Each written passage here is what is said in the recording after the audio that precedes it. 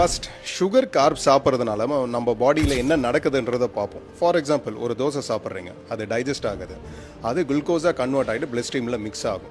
Blood ஸ்ட்ரீமில் glucose ஒரு specific லெவலில் தான் இருக்கணும். அந்த லெவல் இன்க்ரீஸ் ஆகும் போது பேன்க்ரியாஸ் இன்சுலின்ன்ற ஒரு ஹார்மோனை செக்ரீட் பண்ணும். அதோட வேலை என்னன்னா ரெகுலேட் பண்ணுறது தான் பிளட் குளுக்கோஸ் லெவலை. அது எக்ஸஸாக இருக்கும் போது மசில்லையும் லிவர்லையும் கிளைக்கோஜனாக ஸ்டோர் பண்ணும்.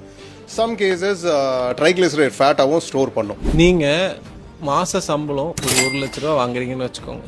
அந்த 1 லட்சம் தான் உங்களோட பிளட் குளுக்கோஸ் லெவல்.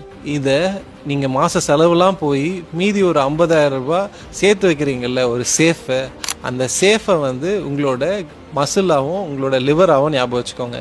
இந்த சேஃபை திறக்கிறதுக்கு ஒரு சாவி வேணும்ல, அதுதான் உங்களோட இன்சுலின். இந்த இன்சுலினை சாவி போட்டு திறந்தாதான் பணத்தை இந்த சேஃப்குள்ள நீங்க போய் வைக்க முடியும். இங்க என்ன பிரச்சனை ஆகுது அப்படின்னா, இந்த 1 லட்ச ரூபாவோ 50,000 ரூபாவோ ஒரு மாசம் வந்தா, மாசத்துக்கு ஒரு தடவை வந்தா பரவாயில்ல, இல்ல வாரத்துக்கு ஒரு தடவை வந்தா பரவாயில்ல, இல்ல ஒரு நாளைக்கு ஒரு தடவை வந்தா பரவாயில்ல. ஆனா இந்த 1 லட்ச ரூபாய் ஒரு நாளும் 1000 ரூபாய் வந்தா எத்தனை தடவை அந்த சாவி போட்டு திறந்து மூடணும்?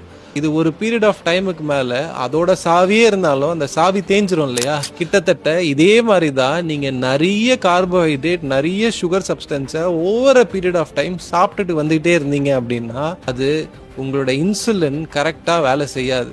அந்த இன்சுலின் கரெக்டா வேலை செய்யாம இருக்கிறது பேர் தான் டயாபெட்டிக் அப்படின்னு சொல்றாங்க. Basically type 2 diabetic. டைப் 1ன்னு ஒரு டயாபெட்டிக் இருக்கு, அதுக்குள்ள நம்ம போக வேணாம், அது கம்ப்ளீட்டா செப்பரேட் டாபிக். இந்த டைப் 2 டயாபெட்டிக் தான் ஜென்ரலைஸ்டா எல்லாருக்கும் இந்த ஏஜ் ரிலேட்டடா வர டயாபெட்டிக். அதுதான் சரி. இந்த ஃபேட் பர்சன்டேஜுக்கும் டயாபெட்டிக்கும் என்ன சம்பந்தம்?